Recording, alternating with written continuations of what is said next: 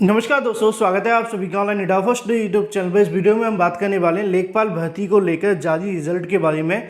लेखपाल भर्ती का रिजल्ट घोषित कर दिया गया है और कट ऑफ भी जारी कर दी गई है, लेकिन लेखपाल भर्ती के रिजल्ट और कट ऑफ के अंदर हुए घोटाले को लेकर इस वीडियो के माध्यम से बात की जाएगी और जो भी चीज़ें होंगी वो आपको ऑथेंटिक माध्यम से बताई जाएंगी।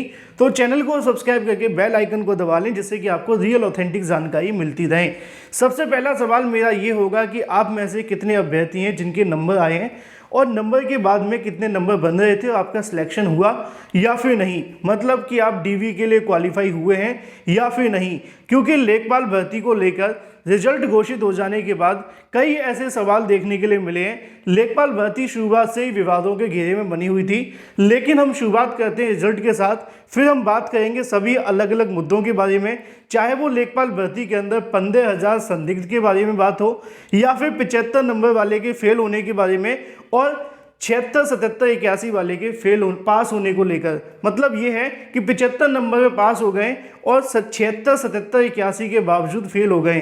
पूरी डिटेल में बात की जाएगी। तो शुरुआत करते हैं सबसे पहले कट ऑफ के बारे में, क्योंकि कट ऑफ को लेकर छात्रों के मन में बहुत ज़्यादा सवाल हैं, चाहे वो ईडब्ल्यूएस हैं, ओबीसी हैं या फिर महिला। इनकी कट ऑफ सबसे ज़्यादा देखने के लिए मिली है और इसका कारण क्या है वो भी मैं आप सभी को बताऊंगा।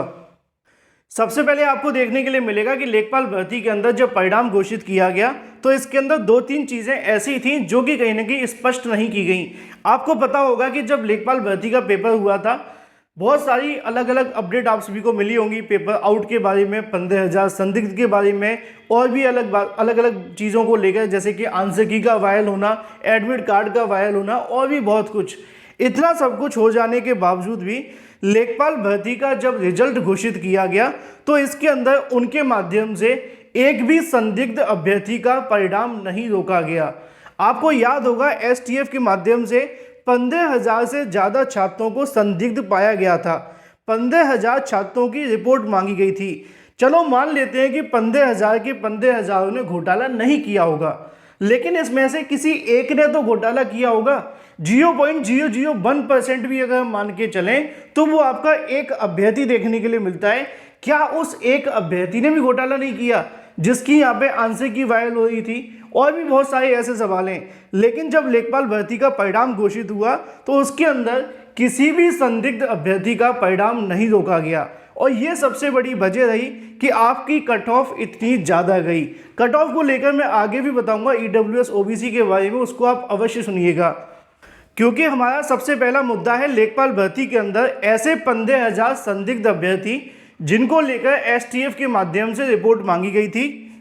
और ये जानकारी मैंने आपको कोई हवा में नहीं देनी है, ये उसी समय का समाचार पत्र है जब यहाँ पे समाचार पत्रों में बताया गया था कि लेखपाल भर्ती के अंदर परीक्षा में बैठे 15,000 संदिग्ध अभ्यर्थी। ऐसे में एक ही जैसी सेट को लेकर सेंधमाही देखने के लिए मिली थी। यहाँ पे दावा किया गया था कि पेपर को लेकर 10-10 लाख रुपए में बेचा गया था।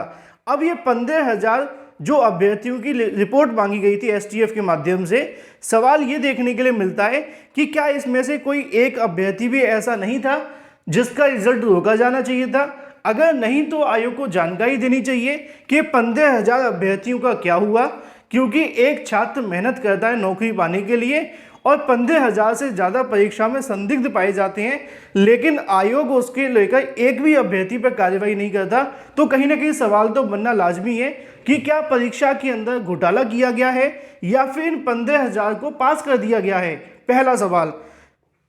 दूसरा सवाल यह था कि लेखपाल भर्ती के अंदर यहाँ पे वाराणसी के अंदर मामला देखने के लिए मिला था। 7 को यहाँ पे अरेस्ट किया गया था। 4 वाराणसी के थे, 2 कानपुर के थे और 1 बरेली का देखने के लिए मिला था। बताया गया था कि इन्होंने पेपर लीक मामले को लेकर बहुत सारी चीज़ें देखने के लिए मिली, लेकिन क्या इनके परिणाम रोके गए, इनके बारे में भी आयोग के माध्यम से कोई जानकारी नहीं दी गई। और तो और अगर मैं आपको एक वीडियो दिखाना चाहूँ, ये वीडियो तो आपको याद होगा, ये वीडियो उसी समय का है जब लेखपाल भर्ती को लेकर पूरा का पूरा सेट आप सभी के सामने वायरल होता हुआ दिखाई दिया था। इसको लेकर कार्रवाई करने की बात भी की गई थी, लेकिन इतना सब कुछ हो जाने के बावजूद भी इसको लेकर भी कुछ भी नहीं हुआ। इसी तरीके से अगर हम बात करें इस आंशिकी को लेकर जो एडमिट कार्ड आपके सामने देखने के लिए मिलता है, इसी एडमिट कार्ड के साथ यहाँ पे एक आंसर की भी वायरल होती हुई दिखाई दी थी, जिसको लेकर लोगों ने कहा था ये गलत है। लेकिन जब ऑफिशियल आंसर की जारी हुई तो पता चला कि इसमें से ज़्यादातर जो क्वेश्चन है वो सही है। तो सवाल ये बनते हैं कि जब इतना सब कुछ हो जाने के बावजूद भी अगर कार्रवाई नहीं हुई तो मेहनत करने वाले अभ्यर्थियों का इसके अंदर क्या दोष है?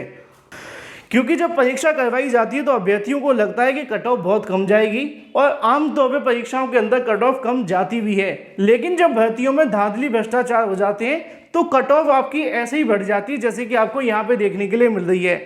अगर आप इस रोल नंबर को यहाँ से सर्च करके देखते हैं तो आपको पता चलेगा, जैसा कि आप सभी के सामने देखने के लिए मिल जाता है, उत्तर प्रदेश अधीनस्थ सेवा चयन आयोग के माध्यम से यहाँ पे आप सभी के सामने रिजल्ट देखने के लिए मिल जाएगा, जिसका रोल नंबर भी आप सभी के सामने, उसका रिजल्ट भी आपके सामने है। और यहाँ पे इनको क्वालिफाइड कर दिया क्या है next stage of document verification के बारे में। मतलब इनकी आंसर की वायरल हुई, सब कुछ हुआ, इतना सब कुछ हो जाने के बावजूद भी इनको यहाँ से पास कर दिया गया है।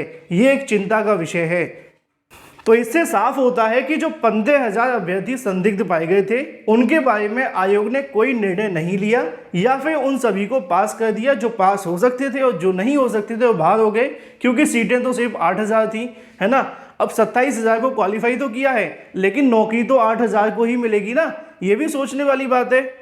दूसरा सवाल देखने के लिए मिला था कि 75 नंबर वाला पास हुआ है, 76, 77 और 81 वाले फेल हो गए। ऐसा मैं नहीं कह रहा हूँ, ऐसा कहना छात्रों का। मैं आप सभी को यहाँ पे दिखाई देता हूँ, जैसा कि यहाँ पे अगर बात की जाए नवीन कुमार के माध्यम से जानकारी दी गई है कि एसआई में भी ऐसा ही हुआ था। बहुत ज़्यादा स्टूडेंट पास करके फाइनल में यहाँ पे कहीं ना कहीं चोरों को पास कर दिया गया था।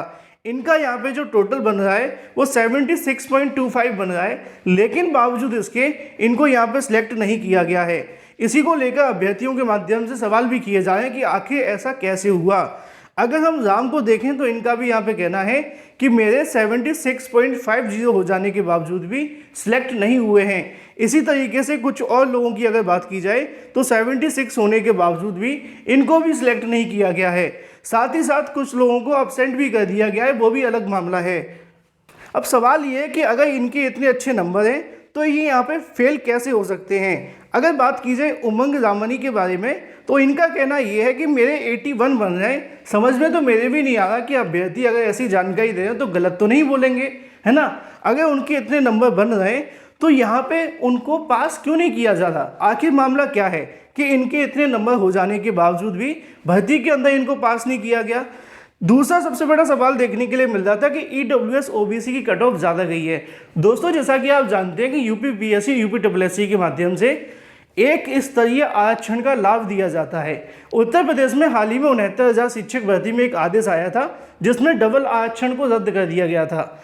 यूपीपीएससी और यूपीएससी पहले से ही डबल आरक्षण नहीं देते हैं, मतलब जिनको पहले आरक्षण का लाभ मिल चुका है सिर्फ उन्हीं को दिया जाता है, उनको आरक्षण दोबारा नहीं दिया जाता। इसी के चलते ओबीसी और ईडब्ल्यूएस और महिलाओं की जो कट ऑफ है वो यहाँ पे बराबर जाती है सामान्य वर्ग के अभ्यर्थियों की, और कभी कभी परिस्थितियों के अंदर इससे ज़्यादा भी चली जाती है।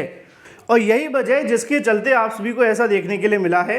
एसटीएफ के माध्यम से एक लिस्ट भी यहाँ पे जारी की गई थी जिसके अंदर बताया गया था कि ये जो विद्यालय हैं जिनके अंदर परीक्षा केंद्रों पे समस्याएं देखने के लिए मिली हैं, और इन विद्यालयों को लेकर एसटीएफ के माध्यम से नोटिस भी जारी किया गया था।